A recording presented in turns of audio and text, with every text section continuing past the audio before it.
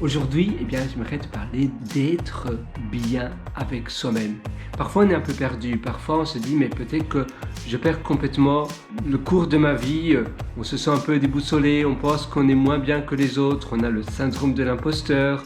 On a l'impression d'être à la traîne. Et moi, ce que je fais d'ailleurs, c'est écouter des podcasts de gens un peu comme moi. Et rien que d'écouter des podcasts, surtout si tu es seul par exemple, ça te permet d'être en reconnexion. Bon, pour ma part, je ne suis pas seul parce que j'ai ma copine qui habite avec moi, mais on parle souvent d'autres choses. Je veux dire que pour elle, elle a un caractère un peu différent du mien.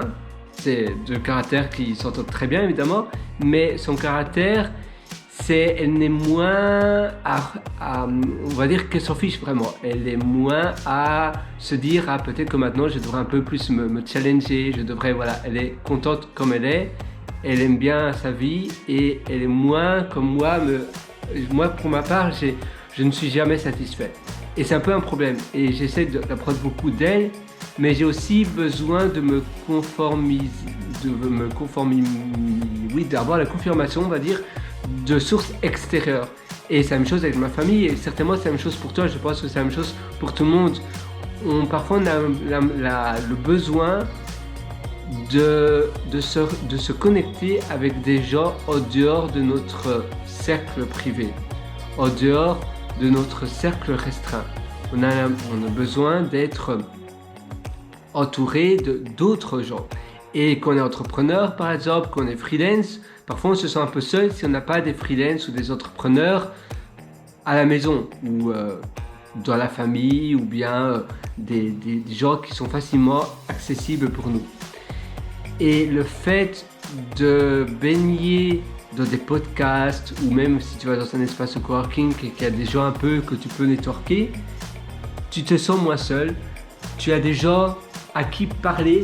Parfois quand on a un business, on se sent vraiment seul parce que c'est pas parce que seul, je veux dire seul avec ton business, parce que tu peux parler évidemment avec moi, je peux parler avec ma copine, mais elle n'est pas dans le monde du business, donc elle pourra pas m'aider aussi bien que quelqu'un qui l'a déjà fait, par exemple, tu vois.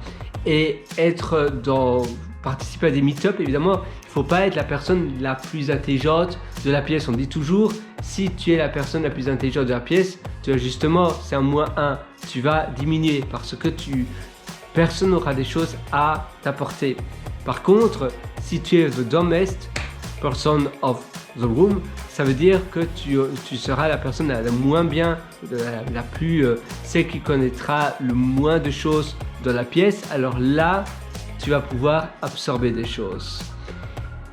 Donc, toujours te dépasser avec des choses autour de toi. Podcast, livres audio, conférences, biographies.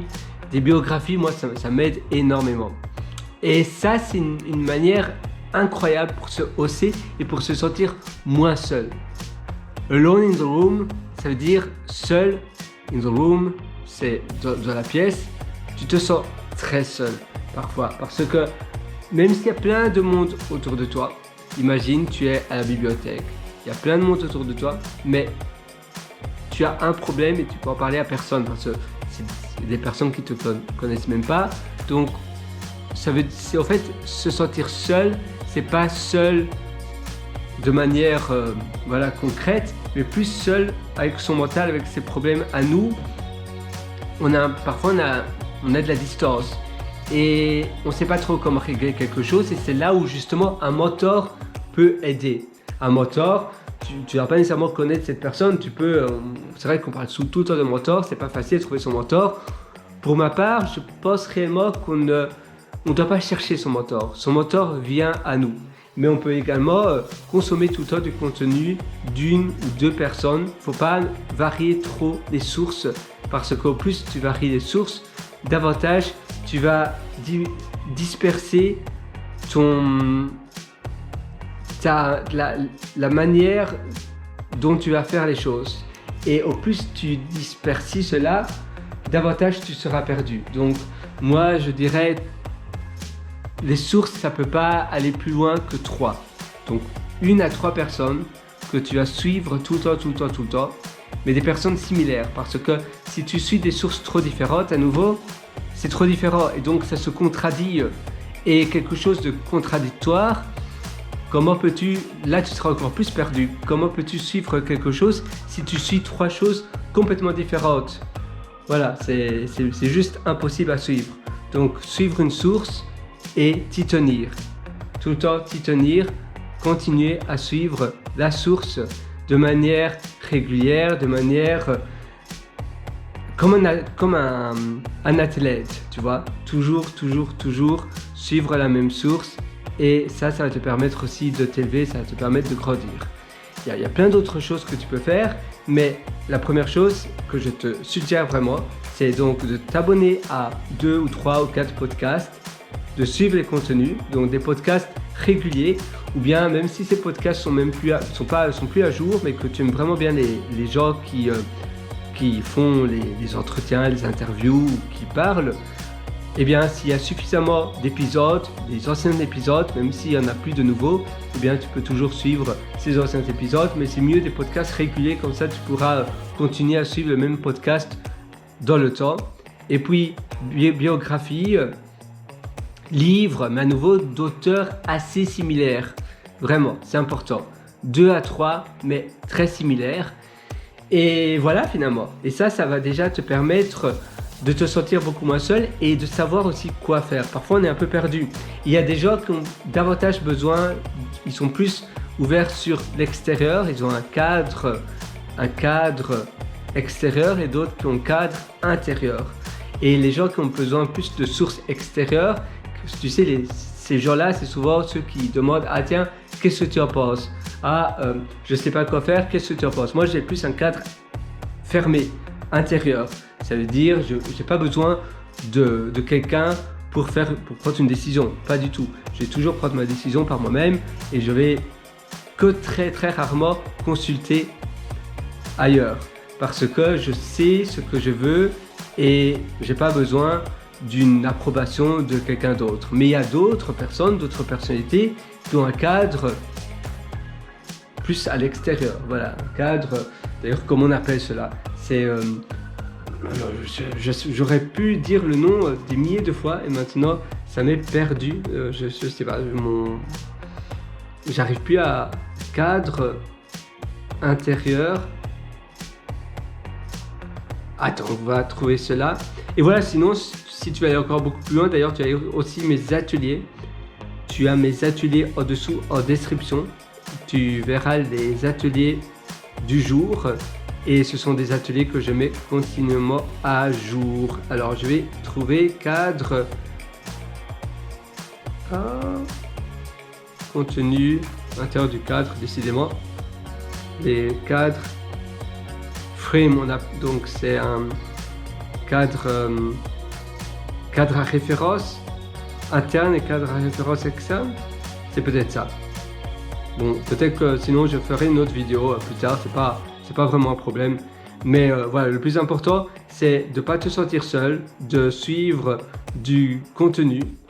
Ah voilà, cadre de référence, tout à fait. Donc, cadre de référence externe et cadre de référence interne. Voilà.